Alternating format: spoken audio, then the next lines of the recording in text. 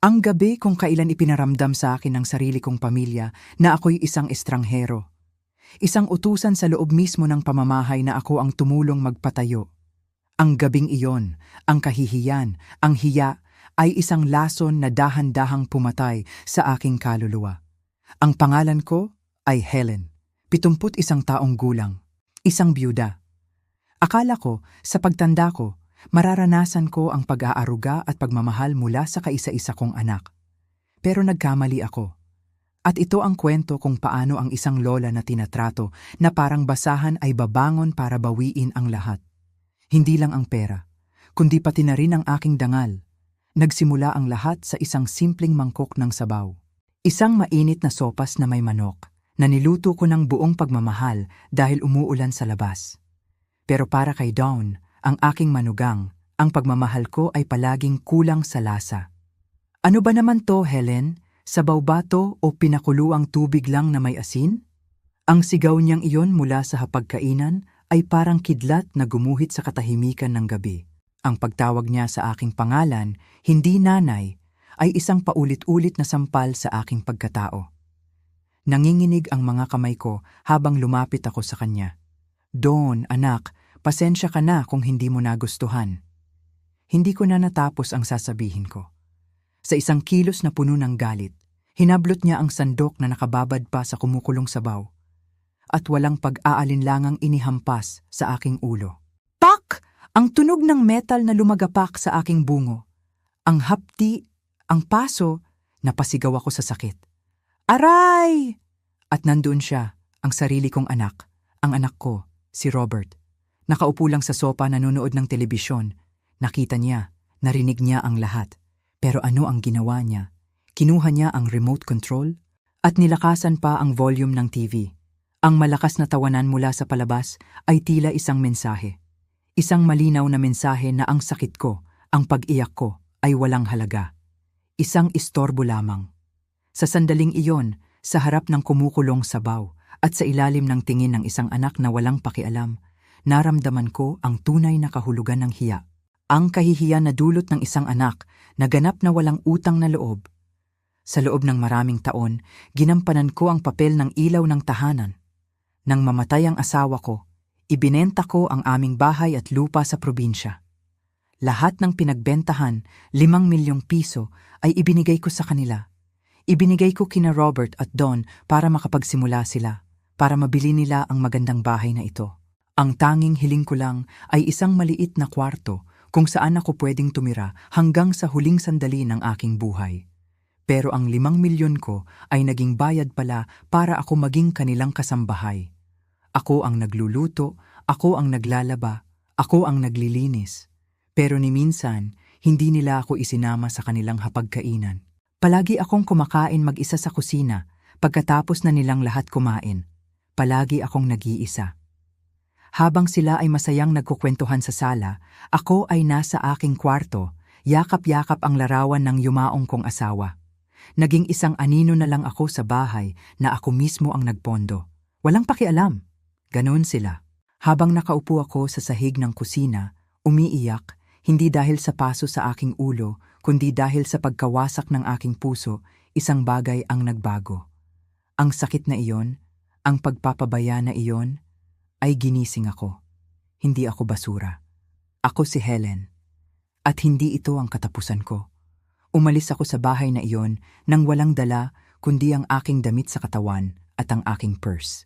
Pero ang hindi nila alam, sa loob ng purse na iyon ay mayroong isang passbook. Isang passbook na nakapangalan sa akin. Ang yumaong kong asawa, bago siya namatay, ay mayroon palang lihim na yaman. Isang kayamanan na itinago niya para sa akin, para sa aking seguridad. Isang mana na nagkakahalaga ng 25 milyong piso. Lahat ay protektado ng isang huling habilin na hindi kailanman nakita ni Robert. Ito ang aking trump card. Ang kawawang lola na tinaboy nila na parang aso. Siya pala ang magiging mangangaso. Gusto nila akong mawala. Gusto nila akong manahimik. Ngayon, babalik ako. Hindi para magmakaawa, kundi para maningil. Kukunin ko pabalik ang higit pa sa bahay. Babawiin ko ang aking dangal. Hindi ito simpleng paghihiganti. Ito ay pagbibigay ng hustisya. Ito ay isang leksyon, isang aral na ipapamana nila sa kanilang mga apo. Isang aral tungkol sa paggalang sa isang ina, tungkol sa utang na loob, at tungkol sa katotohanan na kahit ang pinakatahimik na tupa ay maaaring maging isang leyon kapag tinapakan ang kanyang pagkatao. Hindi ako mananahimik. Kung ikaw ay nakaranas na ituring na parang isang estranghero sa sarili mong tahanan, kung naramdaman mo na ang sakit ng pagiging hindi pinapahalagahan, i-like at i-share mo ang video na ito. Iparating natin sa lahat na hindi tayo nag-iisa. At kwentuhan mo ako, mag-iwan ka ng komento sa ibaba. Naranasan mo na ba ang katulad ng sa akin? At syempre, huwag kalimutang sabihin kung saan ka nanonood. Magbasa tayo ng mga kwento, magtulungan tayong bumangon. Ang init ng paso sa aking ulo ay wala nang sinabi kumpara sa namumuong yelo sa aking puso.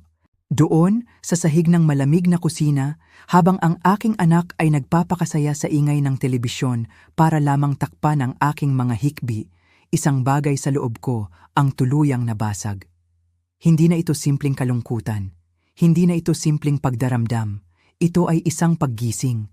Isang marahas na paggising sa katotohanang ang pagmamahal na ibinuhos ko sa loob ng maraming taon ay natuyo na pala at naging isang disyerto. Dahan-dahan akong tumayo at ang bawat galaw ay may kasamang sakit, hindi lang sa aking katawan, kundi sa aking kaluluwa. Tumingin ako sa paligid ng kusinang iyon. Ang kusinang naging mundo ko. Bawat kaldero, bawat kawali, bawat plato, lahat ay may bakas ng aking mga kamay, ng aking pag-aalaga. Naalala ko pa noong bagong lipat sila sa bahay na ito, ang bahay na binili mula sa pera ng aking pinagbilhan ng aming tahanan sa probinsya. Ako mismo ang pumili ng mga kurtina. Ako ang nag-ayos ng mga gamit. Ako ang nagtanim ng mga halaman sa munting hardin sa likod. Ginawa ko itong isang tahanan. Pero sa paglipas ng panahon, ang tahanan na iyon ay naging aking kulungan. At ako, ang bilanggo na naglilingkod sa mga taong dapat sana'y nag-aalaga sa akin.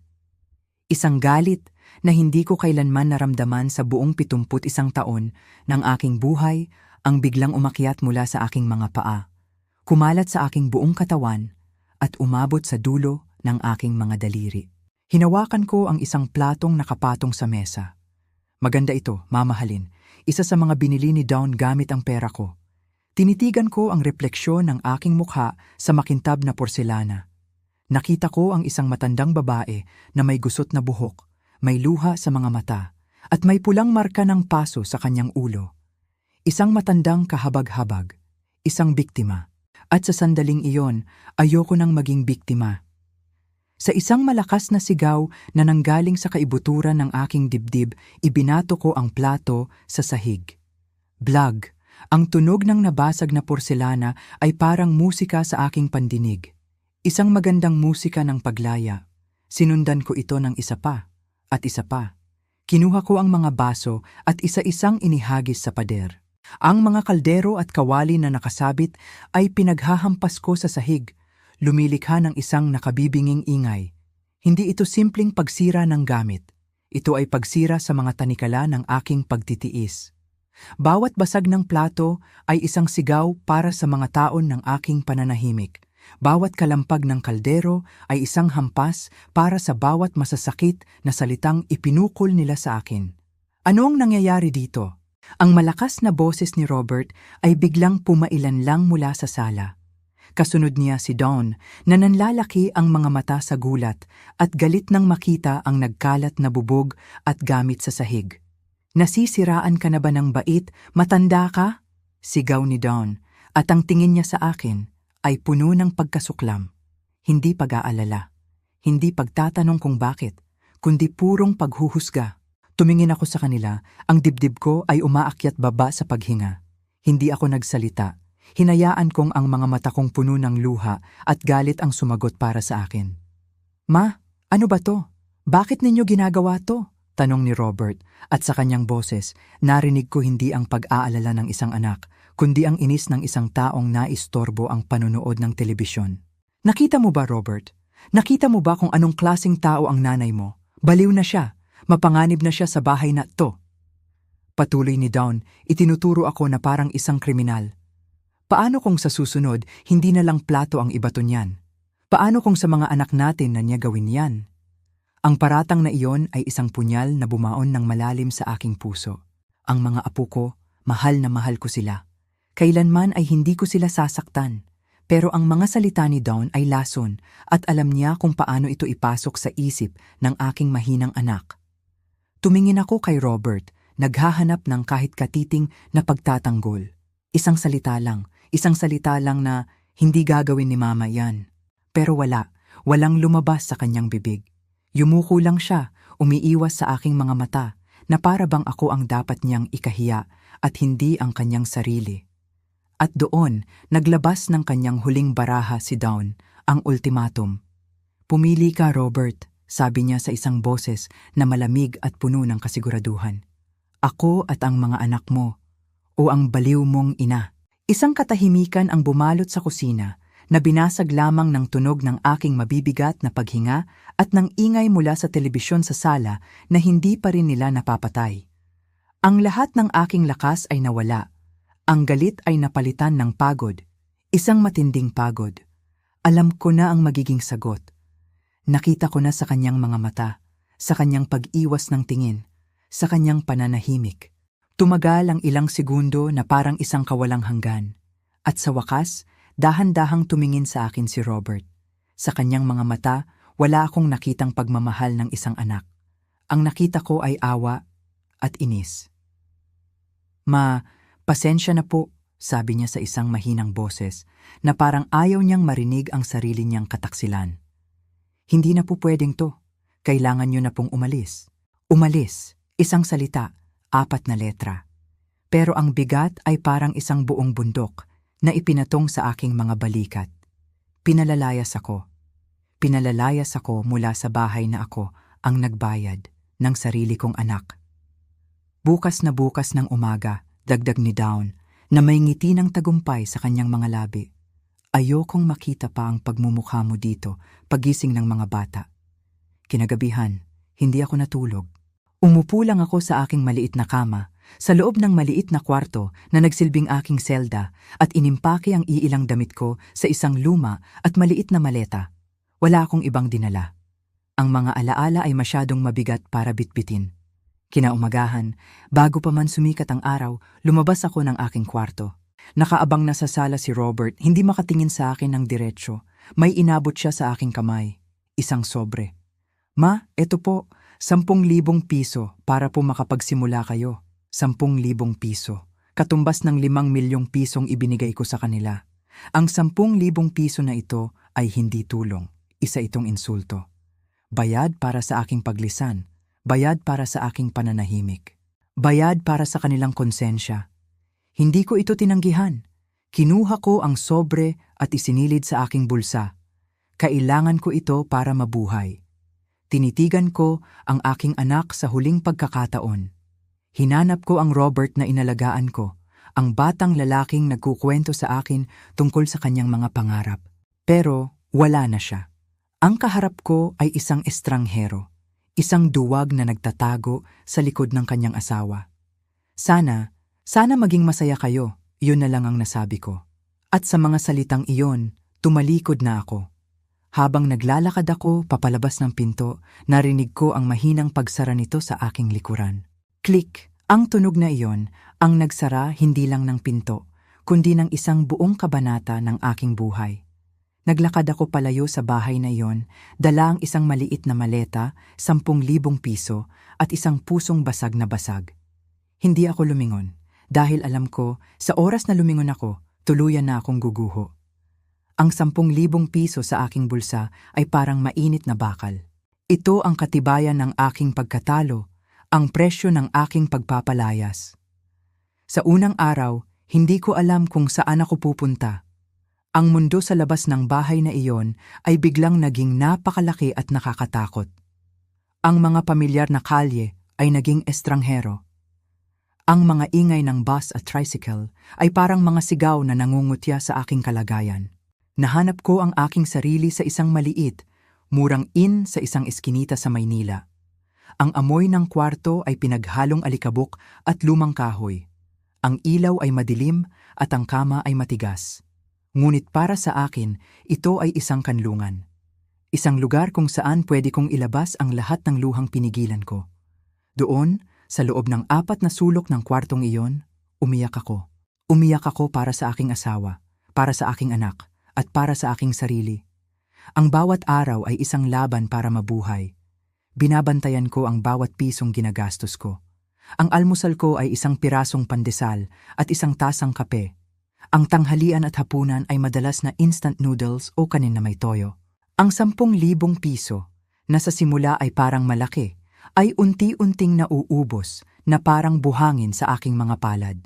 Bawat araw, nararamdaman ko ang papalapit na katapusan. Ang takot na muli akong mapunta sa wala. At dumating nga ang araw na iyon. Pagkatapos ng halos 3 linggo, naubos ang pera ko. Kumatok sa aking pinto ang may-ari ng inn. Isang matabang babae na may mataray na mukha. Tapos na ang bayad mo, Lola. Kung wala ka ng pambayad, kailangan mo nang umalis, sabi niya nang walang anumang emosyon. Nagmamakaawa ako. Konting panahon pa po, ma'am. Naghahanap pa po ako ng paraan. Pero ang mundo ay walang lugar para sa mga mahihirap na matatanda. Wala akong pakialam sa problema mo, negosyo ito. Iyon ang huli niyang sinabi bago niya ako pinalabas, dala ang aking maliit na maleta. At doon, sa ilalim ng mainit na sikat ng araw sa isang maalikabok na kalye, opisyal akong naging isang palaboy. Isang taong grasa.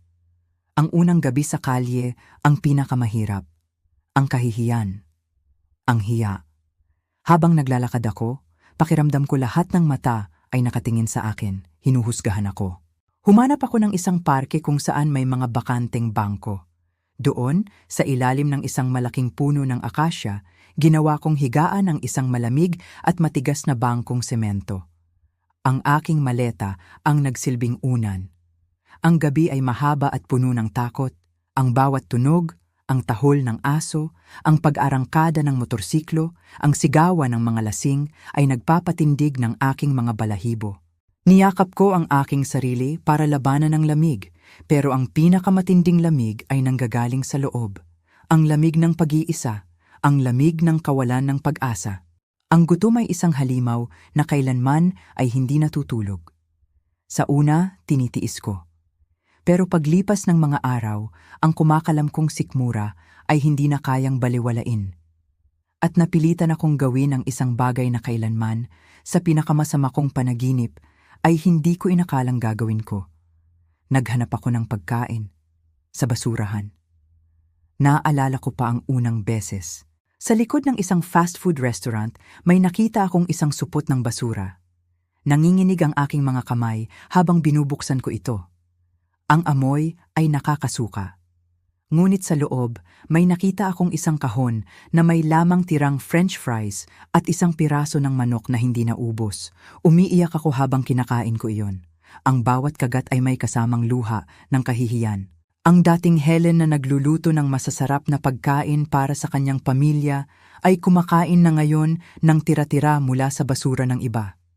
Ang aking dangal ay tuluyan ng nawasak.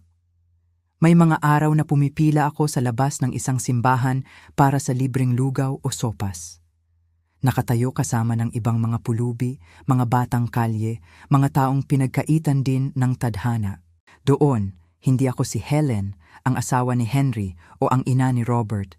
Isa lang akong numero sa pila, isang anino, isang mukhang walang pangalan. Naging manipis ang aking katawan. Ang aking mga damit ay naging marumi at punit-punit. Ang aking buhok ay laging magulo. Ang aking mga mata na dati puno ng buhay ay naging malalim at walang kislap. Ako ay naging isang multo na naglalakad sa mga lansangan ng syudad. Isang taong hindi nakikita ng lipunan. Isang gabi, habang malakas ang buhos ng ulan, sumilong ako sa ilalim ng isang waiting shed. Basang-basa ako at nanginginig sa ginaw. Tumingala ako sa madilim na langit at nagtanong, Diyos ko, bakit? Ano po ang nagawa kong kasalanan para danasin ang lahat ng ito? Sa sandaling iyon, sa gitna ng unos, naramdaman ko ang pinakamatinding pag-iisa. Wala na akong pamilya, wala na akong tahanan, wala na akong pera. At higit sa lahat, wala na akong pag-asa. Nasa pinakamababang punto na ako ng aking buhay. Ang kamatayan ay tila isang matamis na paglaya mula sa lahat ng paghihirap. Niyakap ko ang aking maleta, ang tanging bagay na nag-uugnay sa akin sa aking nakaraan, at ipinikit ko ang aking mga mata, umaasang hindi na muling magigising pa.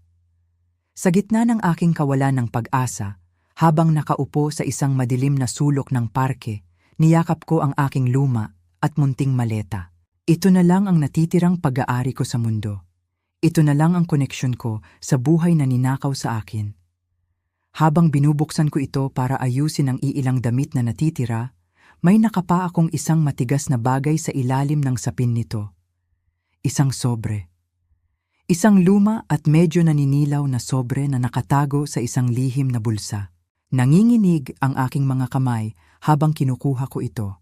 Sa harap ng sobre, nakasulat ang pangalan ko, para sa aking pinakamamahal na Helen. Ang sulat kamay, kilalang kilala ko ito. Ito ang sulat kamay ng aking yumaong asawa, si Henry. Biglang bumuhos ang mga alaala. Si Henry, ang kanyang mga ngiti, ang kanyang yakap, ang kanyang pagmamahal. Siya ang aking naging lakas. At sa loob ng 2 taon mula nang siya'y pumanaw, naramdaman ko ang matinding pangungulila. Dahan-dahan kong binuksan ang sobre. Sa loob, may isang makapal na sulat at ilang mga dokumento na nakatupi ng maayos. Unang kong binasa ang sulat. Mahal kong Helen, pagsisimula nito. Kung binabasa mo ito, nangangahulugan na wala na ako sa iyong tabi. At malamang binabasa mo ito dahil nasa isang mahirap kang kalagayan. Patawarin mo ako, mahal ko, kung hindi ako naging tapat sa iyo tungkol sa isang bagay. Ngunit ginawa ko ito hindi para linlangin ka, kundi para protektahan ka. Habang nagbabasa ako, ang mga luha ay nagsimulang tumulo sa aking mga pisngi at pumatak sa papel. Alam mo, Helen, mahal na mahal ko ang anak nating si Robert. Pero hindi ako bulag. Nakita ko ang kanyang kahinaan. Nakita ko kung paano siya madaling maimpluwensyahan, lalo na ng kanyang asawa. May kutob ako, isang masamang kutob, na darating ang araw na baka hindi ka niya alagaan sa paraang nararapat sa iyo. Ang takot na iyon ang hindi nagpatulog sa akin gabi-gabi. Kaya sa loob ng maraming taon, habang nagtatrabaho ako bilang isang simpleng inhinyero, palihim akong nag-i-invest. Nag-aaral ako tungkol sa stock market, sa real estate. Bawat pisong sobra sa ating budget, hindi ko ginagastos. Itinabi ko, pinalago ko. Gumawa ako ng isang lihim na yaman na para lamang sa iyo. Ito ang aking huling habilin, mahal ko. Isang sandata na magagamit mo kapag ang mga taong dapat magprotekta sa iyo ang siya mismong mananakit sa iyo. Huwag mong isipin na ito ay para sa kanila. Hindi, ito ay para sa iyo. Gamitin mo ito para bawiin ang iyong dangal. Gamitin mo ito para ipaglaban ang iyong sarili. Gamitin mo ito para mabuhay ng marangya at masaya dahil iyon ang nararapat sa iyo. Mahal na mahal kita, Helen. Noon, ngayon at magpakailanman, huwag kang susuko. Nagyakap ako sa sulat, humahagulgol. Ang mga salita ni Henry ay parang isang mainit na kumot na bumalot sa aking nanlalamig na kaluluwa. Hindi pala ako nag-iisa. Kahit sa kabilang buhay, binabantayan pa rin niya ako, pinoprotektahan. Pagkatapos ng ilang sandali, kinuha ko ang mga dokumentong kasama ng sulat, mga bank statement, mga titulo ng lupa, mga stock certificate. Habang isa-isa ko itong tinitingnan, nanlalaki ang aking mga mata. Ang mga numero, hindi ako makapaniwala, hindi ito libo, hindi ito daang libo, milyon-milyon. Ayon sa huling bank statement, ang pera sa bangko ay nagkakahalaga ng mahigit 100 milyong piso, pero hindi pa doon natatapos. May listahan ng mga ari-arian, 13 property, mga apartment building sa Quezon City, mga commercial space sa Makati, isang bahay bakasyunan sa Tagaytay. Ang kabuuang halaga ng lahat ng ito ay tinatayang nasa 150 milyong piso pa. Lahat-lahat, 250 milyong piso. Halos himatayin ako sa pagkabigla. Ako, isang pulubi na kumakain sa basurahan ay may-ari pala ng ganito kalaking kayamanan? Parang isang panaginip, isang napakagandang panaginip. At habang tinitingnan ko ang listahan ng mga apartment building, Isang address ang pumukaw sa aking pansin. Ang address ng building kung saan nakatira sina Robert at Dawn. Ang unit na tinitirhan nila, isa pala sa mga ari-arian ko. Isang tawa ang kumawala sa aking mga labi. Isang tawa na may halong pait, gulat at biglaang pag-asa. Ang kabalintunaan ng lahat. Pinalayas nila ako mula sa isang bahay na, sa huli, ay ako pala ang may-ari. Ang kwantot na tinapakan nila ay siya palang reyna sa larong ito. Ang liham ni Henry ay hindi lang nagbigay sa akin ng pera. Binigyan ako nito ng isang bagay na mas mahalaga. Binigyan ako nito ng lakas. Binigyan ako nito ng pag-asa. At binigyan ako nito ng isang dahilan para lumaban. Pinunasan ko ang aking mga luha. Ang pag-iyak ay tapos na. Ang pagiging biktima ay tapos na. Ang babaeng nakaupo sa bangkong iyon, ang babaeng marumi at gutom, ay namatay na sa gabing iyon. At mula sa kanyang abo, isang bagong Helen ang isinilang. Isang Helen na may 250 milyong piso sa kanyang pangalan at isang Helen na handa ng maningil. Sa ilalim ng sobre, may isang calling card. Roger Mendez, attorney at law. Ito na ang simula. Kinabukasan, ang unang sikat ng araw ay hindi na sinag ng isa na namang araw ng pagtitiis. Ito ay sinag ng unang araw ng bago kong buhay. Hawak-hawak ang calling card na parang isang gintong tiket, naghanap ako ng pinakamalapit na public phone. Nanginginig pa rin ang aking mga daliri, hindi na sa ginaw o gutom, kundi sa pananabik at kaba. Dinayal ko ang numero. Mendez Law Firm, good morning, sagot ng isang profesional na boses. Gusto ko sanang makausap si Attorney Roger Mendez, sabi ko. Pilit pinatatatag ang aking boses na matagal nang hindi nagagamit sa matinong pakikipag-usap. Sabihin ninyo, ito ay tungkol sa huling habilin ni G. Henry Perez. Ang pangalan ni Henry ay tila isang magic word. Pagkatapos ng ilang sandali, ang kausap ko na ay si Attorney Mendez mismo. Ipinaliwanag ko ng maikli ang aking sitwasyon. Walang paghuhusga sa kanyang boses, tanging pag-aalala at profesionalismo. Ginang Perez, nasaan po kayo ngayon? Pupuntahan ko po kayo. Ibinigay ko ang address ng parke kung saan ako naroroon. Wala pang isang oras, isang magarang itim na kotse ang huminto sa tapat ko. Lumabas ang isang matipuno at kagalang-galang na lalaki na nasa edad 50. Siya si Roger Mendez. Nang makita niya ang aking kalagayan, ang marumi kong damit, ang gusot kong buhok, walang bahid ng pandidiri sa kanyang mukha. Sa halip, nakita ko ang respeto at awa. Ginang Perez, sabi niya, bahagyang yumuko. Matagal ko na pong hinihintay ang tawag ninyo. Sa loob ng kanyang sasakyan, ipinakita ko sa kanya ang sulat at ang mga dokumento. Maingat niyang sinuri ang bawat isa. Pagkatapos, tumingin siya sa akin at sa kanyang mga mata, nakita ko ang kumpirmasyon ng lahat. Lahat po ito ay totoo at legal, Ginang Perez. Kayo po ang nag-iisang tagapagmana ng buong kayamanan ni G. Henry. Ang kailangan lang po nating gawin ay iproseso ang paglilipat ng lahat ng assets sa inyong pangalan. Ang unang hakbang ng aking muling pagsilang ay ang pag-alis sa lansangan. Dinala ako ni Attorney Mendez hindi sa isang ordinaryong hotel, kundi sa isang 5-star hotel sa Makati. Ang lobby pa lang ay nakakasilaw na sa karangyaan. Ang mga staff ay magagalang. Pakiramdam ko ay hindi ako nababagay doon. Pero si Attorney Mendez, tinatrato ako na parang isang reyna. Pagpasok sa aking suite, ang unang ginawa ko ay maligo. Isang mahaba, mainit na paliligo. Habang binabasa ng mainit na tubig ang aking balat, pakiramdam ko ay hinuhugasan nito hindi lang ang dumi ng lansangan, kundi pati na rin ang lahat ng kahihiyan, sakit at pagdurusang dinanas ko. Umiyak ako sa loob ng shower, pero ito ay mga luha na ng paglaya. Pagkatapos noon, dinala ako ni Attorney Mendez sa isang mamahaling department store. Ginang Perez, kailangan ninyo ng mga bagong damit. Simula ngayon, kailangan ninyong magmukhang may-ari ng isang korporasyon. Sa una, nahihiya pa ako. Ngunit habang sinusukat ko ang mga elegante at mamahaling damit, dahan-dahang nagbabago ang aking pananaw sa sarili. Isinuot ko ang isang kulay itim na business suit na may kasamang puting blusa. Tumingin ako sa salamin. ang babaeng nakatitig pabalik sa akin ay hindi na ang kahabag-habag na pulubi. Siya ay isang babaeng may kapangyarihan, isang babaeng may class, isang babaeng handang harapin ang kahit sino. Sunod naming pinuntahan ang isang sikat na salon. Ginupitan ang aking buhok, kinulayan para takpan ang mga puti at inayos sa isang eleganteng estilo. Minakiupan ako ng magaan. Ang pagbabago ay hindi kapanipaniwala. Ako mismo ay halos hindi ko na makilala ang aking sarili. Ang dating Helen ay tuluyan ng naglaho.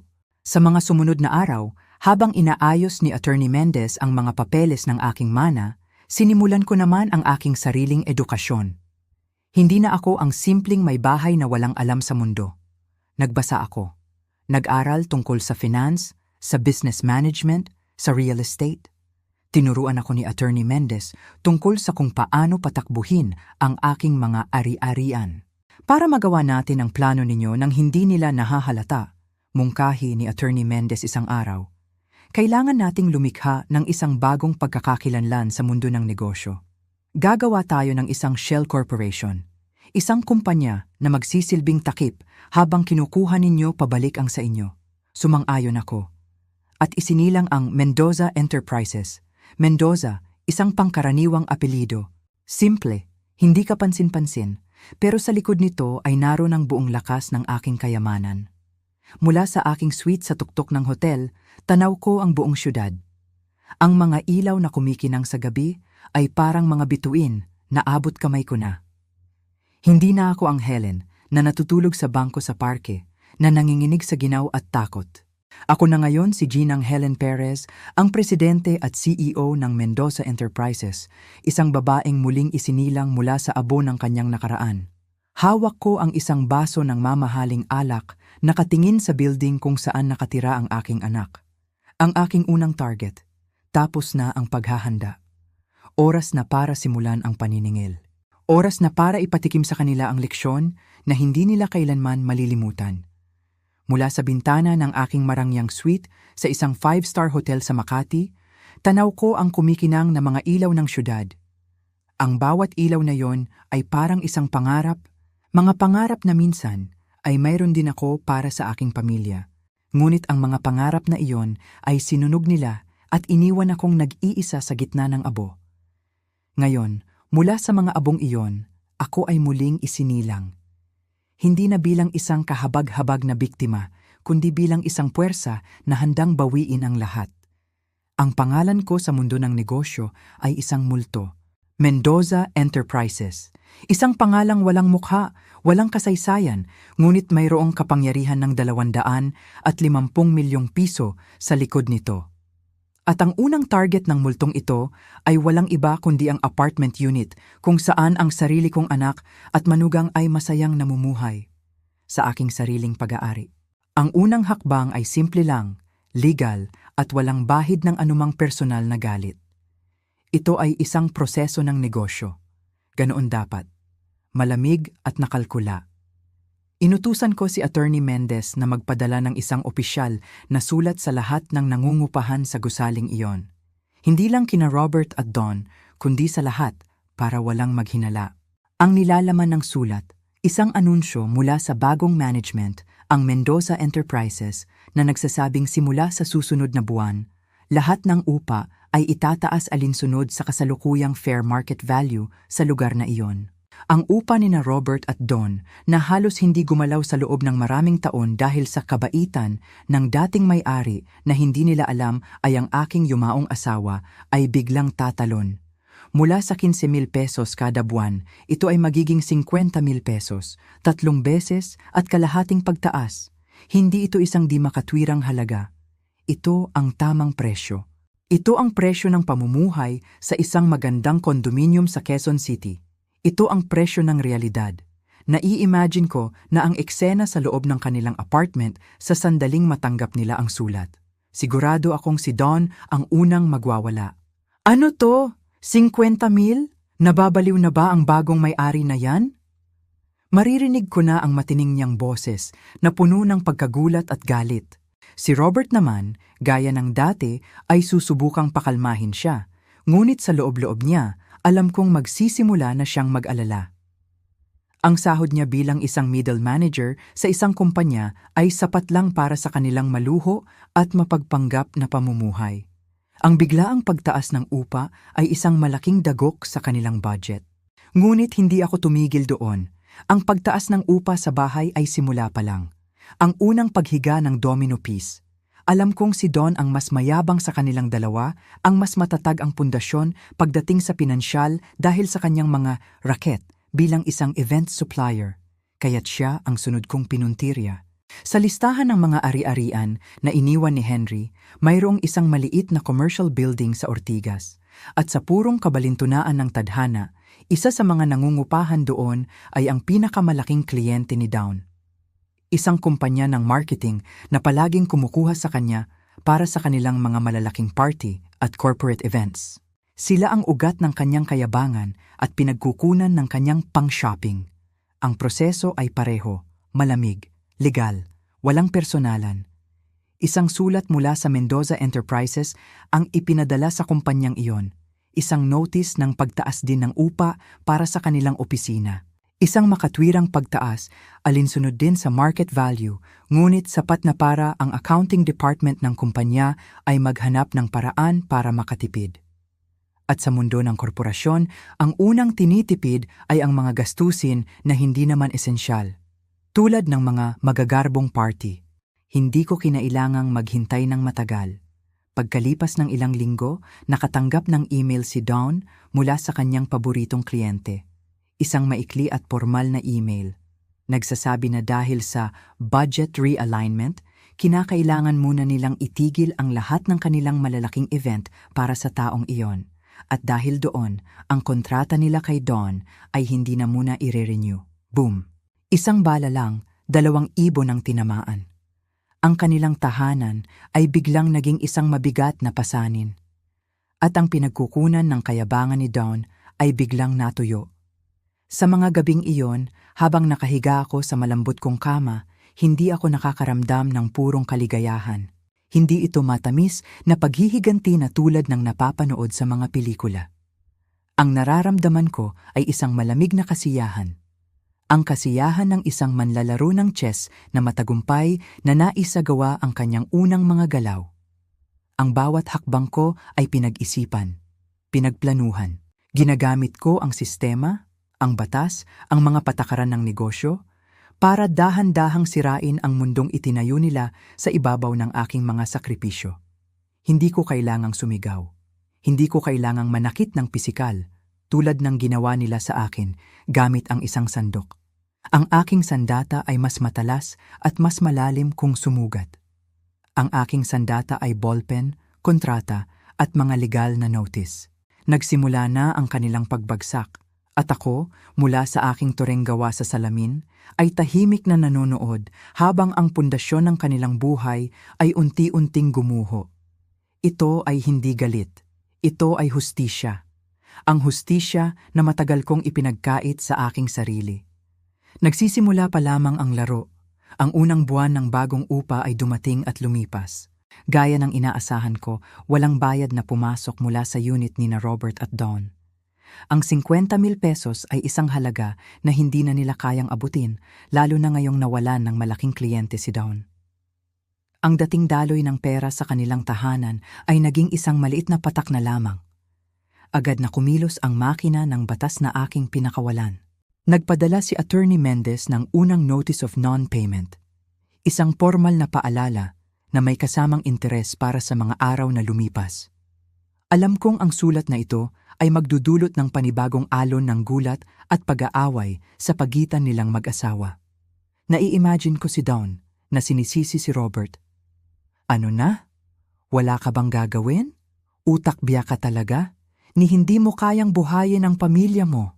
Ang mga salitang iyon na dati ibinubulong lang ay siguradong isinisigaw na niya ngayon. Ang pagmamahal na nakabatay sa pera ay kasing bilis ding nawawala kasabay nito.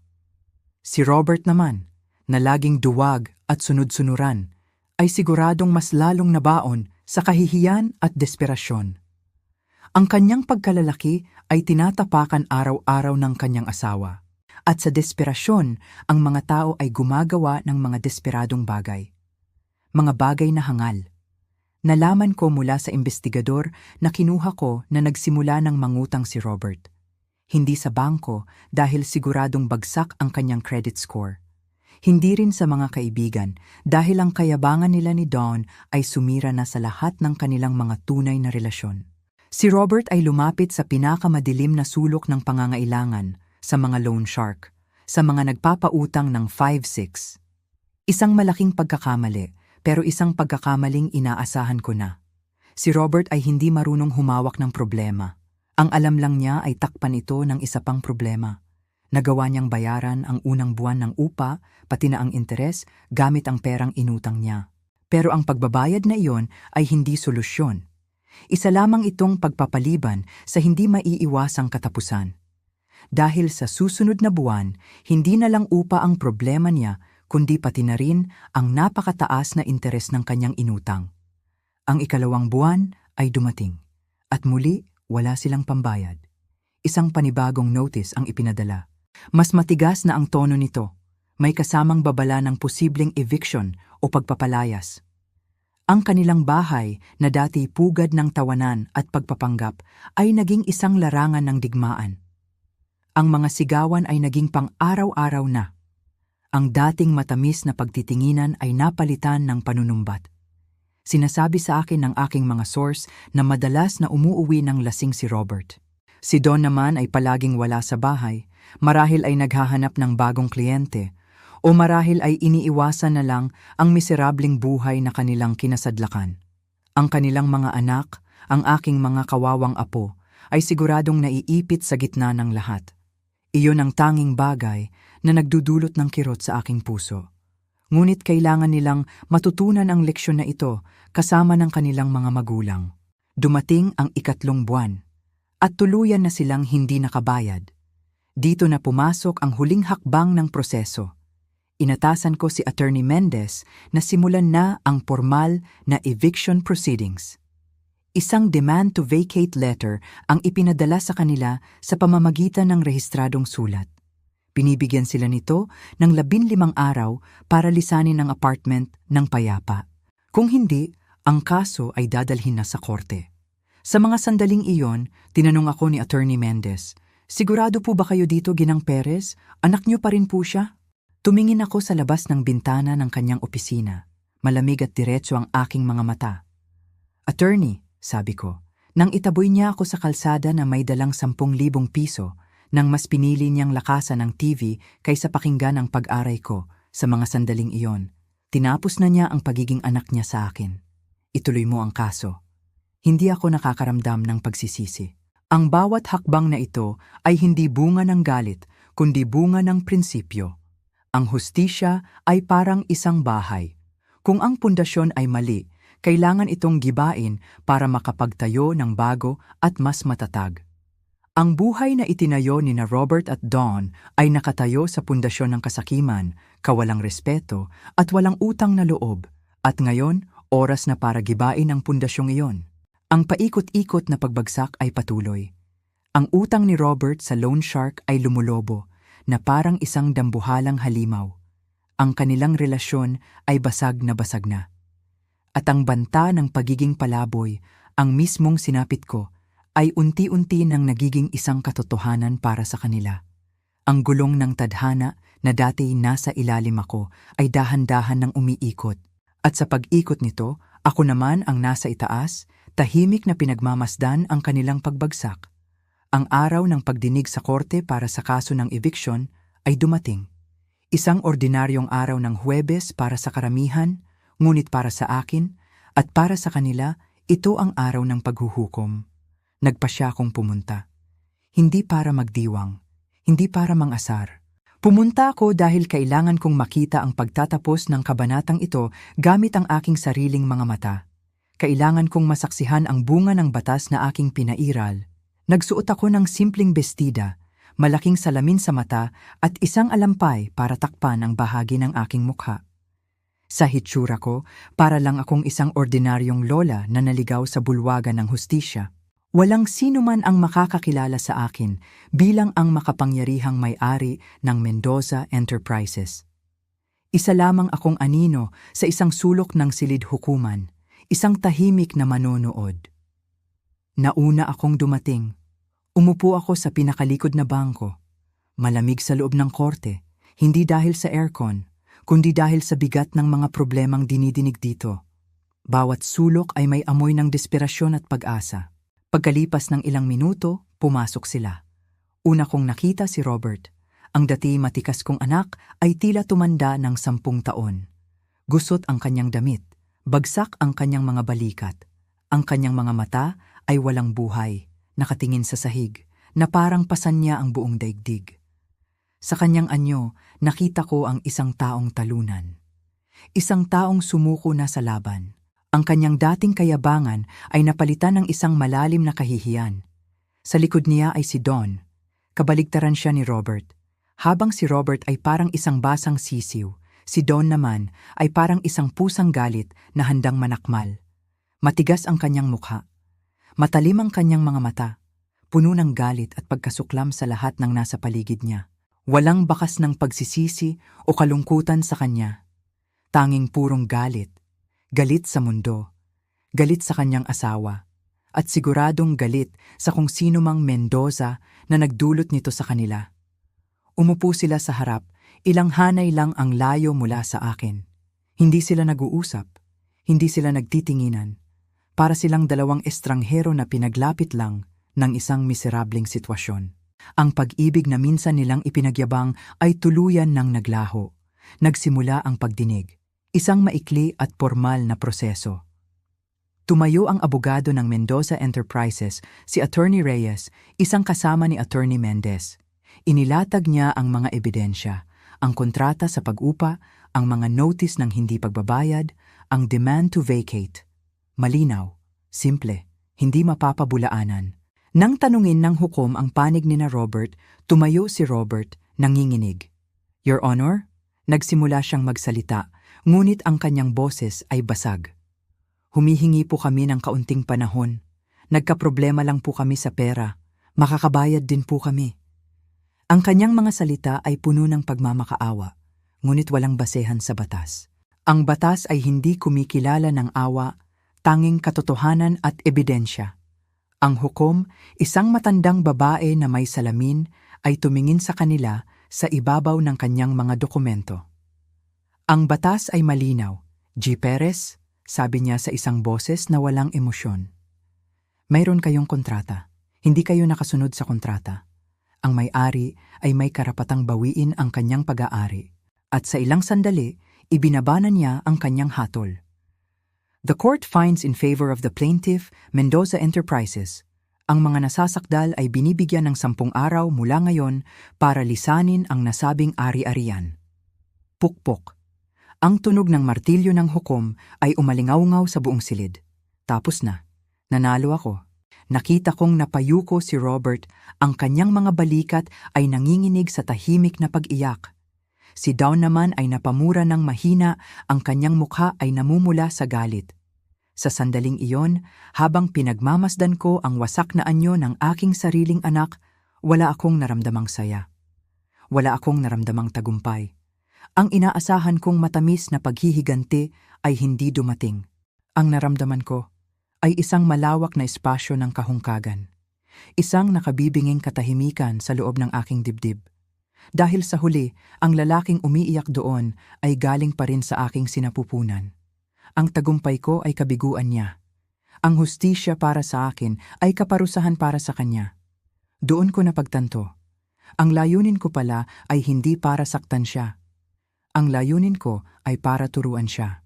Para pilitin siyang harapin ang mga kahihinatnan ng kanyang mga ginawa. Para maranasan niya, kahit isang katiting lang, ang sakit at kawalan na ipinaranas niya sa akin. Tahimik akong tumayo at lumabas ng silid hukuman bago pa nila ako mapansin.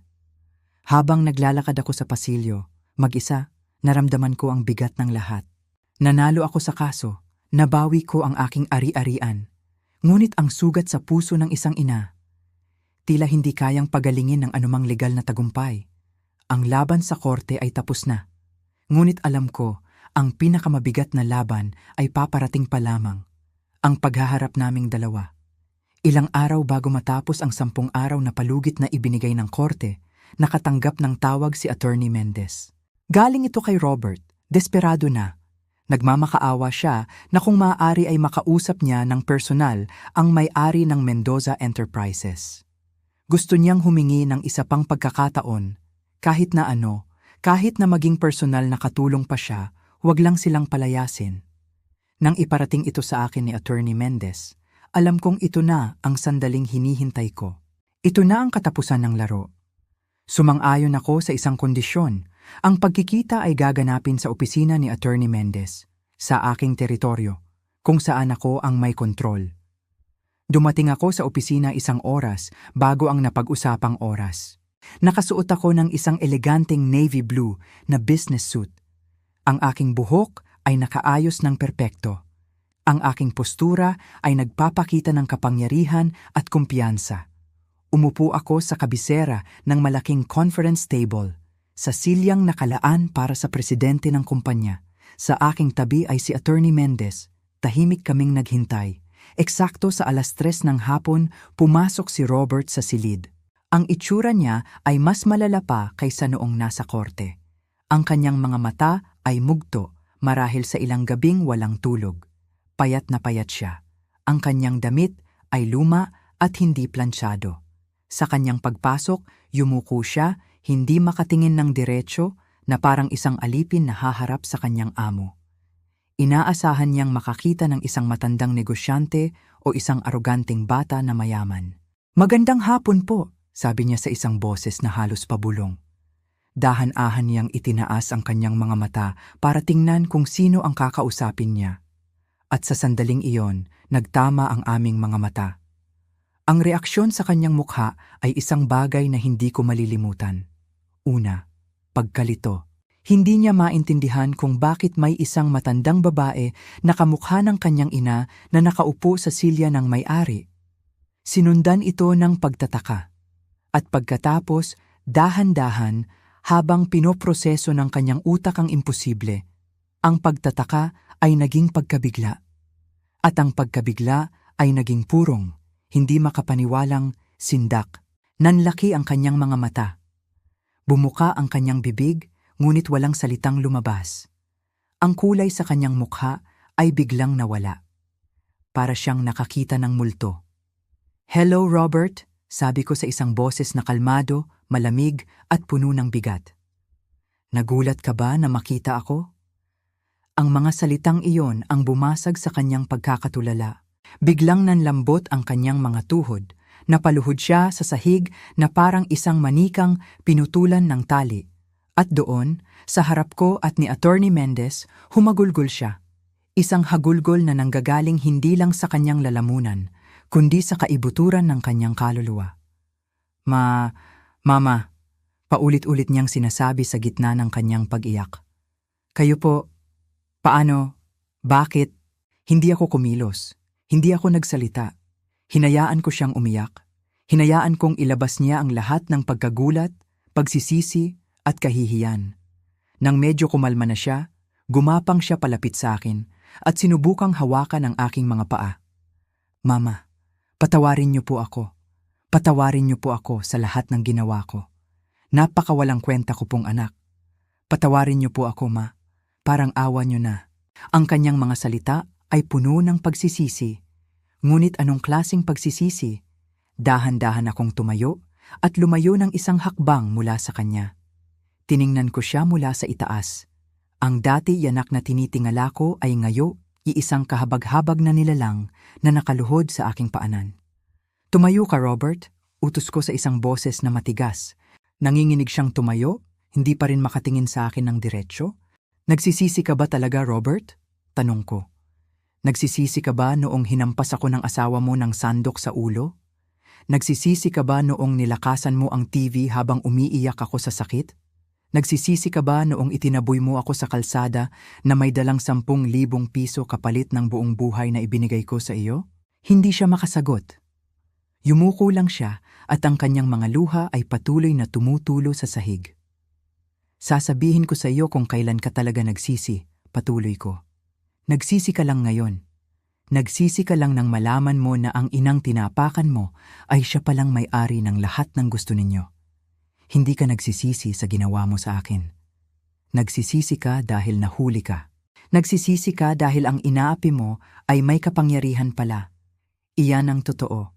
Ang bawat salita ko ay parang isang sampal sa kanyang pagkatao. Alam niyang totoo ang lahat ng sinabi ko.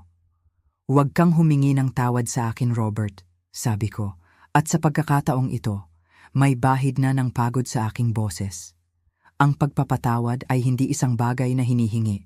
Ito ay isang bagay na pinagsisikapan. At wala ka pang nagagawa para maging karapat-dapat diyan. Ang 10 araw na palugit ay magpapatuloy. Aalis kayo sa apartment. Haharapin ninyo ang mga pinagkakautangan ninyo. At bubuuin mong muli ang buhay mo nang mag-isa. Walang tulong mula sa akin. Tumingin siya sa akin, ang kanyang mga mata ay puno ng desperasyon. Pero ma, saan po kami pupunta? Wala po kaming pera. Iyan ang problema na dapat ay inisip mo bago mo ako pinalayas. Sagot ko ng walang emosyon.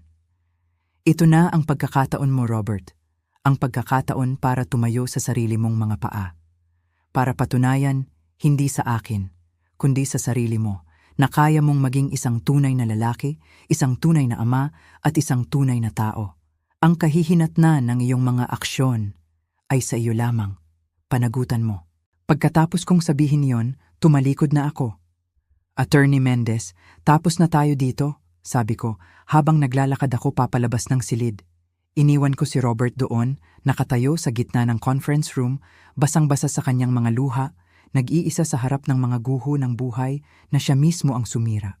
Ang pagtutuos ay tapos na. Naibigay ko na ang leksyon.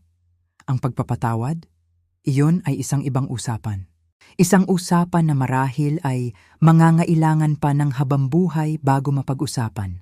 Sa ngayon, malaya na ako. Malaya na sa galit. Malaya na sa nakaraan. At handa nang simulan ang sarili kong bagong buhay. Lumipas ang mga buwan. Ang ingay ng paghihiganti at ang bigat ng nakaraan ay dahan-dahang napalitan ng isang payapang katahimikan. Hindi na ako nakatira sa Marangyang Hotel. Bumili ako ng isang maliit, magandang bahay na may malawak na hardin sa probinsya. Dito, ang bumubulabog na lang sa akin tuwing umaga ay ang huni ng mga ibon at ang amoy na gumigising sa akin ay ang amoy ng mga bulaklak at ng basang lupa. Ang buhay ko ay naging simple muli, ngunit sa pagkakataong ito ay simple dahil pinili ko. Nagsimula akong mag-aral magpinta. Sa bawat hagod ng pinsel sa puting canvas, pakiramdam ko ay ipinipinta ko hindi lang ang mga bulaklak sa aking hardin, kundi pati na rin ang bagong kulay ng aking buhay. Ginamit ko rin ang aking yaman sa tamang paraan. Nagbibigay ako ng tulong sa isang ampunan para sa mga batang inabandona. Sa pagtulong sa kanila, unti-unti ko ring ginagamot ang sarili kong mga sugat. Isang hapon, habang nagdidilig ako ng aking mga rosas, tumunog ang aking telepono. Isang numerong hindi pamilyar. Sandali akong nagatubili, ngunit sinagot ko rin ito. Hello? Isang mahabang katahimikan ang sumunod. At pagkatapos, isang boses mula sa nakaraan. Si Robert po ito. Ang boses niya ay iba na. Wala na ang dating yabang. Wala na ang pagkataranta. Ang narinig ko ay isang boses na pagod, pero matatag. Hindi ako kaagad nagsalita. Hinintay ko kung ano ang sasabihin niya. Kung hihingi ba siya ng pera, kung magmamakaawa na naman ba siya, ngunit hindi. Sinabi niya na iniwan na siya ni Dawn, ilang linggo matapos silang mapalayas. Kinuha nito ang lahat ng natitirang pera at sumama sa ibang lalaki.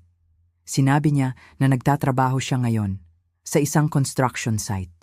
Nagbubuhat ng semento, naghahalo ng graba. Isang marangal na trabaho, sabi niya. At sinabi rin niya na nagsimula siyang magpatingin sa isang therapist para harapin ang kanyang mga pagkakamali at ang kanyang pagiging duwag. Hindi siya humihingi ng pera. Hindi siya humihingi ng tulong. Tumawag lang daw siya para ipaalam sa akin na sinusubukan niya. Na araw-araw, pinipilit niyang magbago. Pagkatapos ng ilang sandali ng katahimikan, nagsalita siyang muli at sa pagkakataong ito, narinig ko ang panginginig sa kanyang boses. Maaari ba? Balang araw, Mama. Kapag handa ka na po, na magkape lang tayo, kahit yun lang po. Balang araw, hindi ngayon, hindi bukas, isang araw sa hinaharap. Huminga ako ng malalim. Tumingin ako sa aking hardin, sa mga bulaklak na aking inalagaan. Tingnan natin, Robert, sabi ko sa isang mahinahon na boses. Tingnan natin. Iyon lang. Hindi ko sinabing oo. Pero hindi rin ako nagsabi ng hindi. Pagkatapos naming mag-usap, ibinaba ko ang telepono. Hindi galit ang naramdaman ko. Hindi rin tuwa. Ang naramdaman ko ay kapayapaan. Ang pagpapatawad pala ay hindi isang pinto na bigla mo na lang bubuksan. Ito ay isang bintana na dahan-dahan mong inihahawi para paunti-unting makapasok ang hangin at ang liwanag. Ang paglalakbay ni Robert para sa pagbabago ay sa kanya. Mahaba pa ito. At ang aking paglalakbay para sa lubos na pagpapatawad ay sa akin lamang.